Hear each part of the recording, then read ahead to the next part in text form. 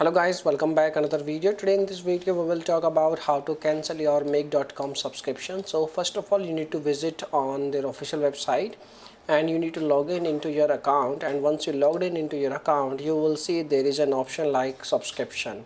So you need to tap on this area like subscription. Once you tap on subscription, you will see this kind of window like your plan, each and everything is available. In your my plan section there is a button like cancel subscription. Okay, so you need to hit on cancel subscription button, and when you press on hit cancel, like you will see this kind of window.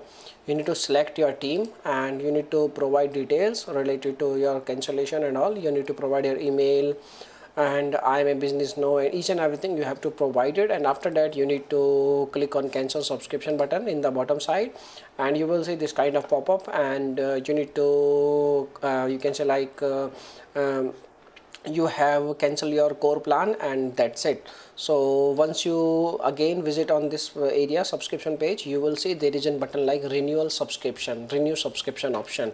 So it means your subscription is already cancelled. So by using this method you can easily cancel your make.com subscription.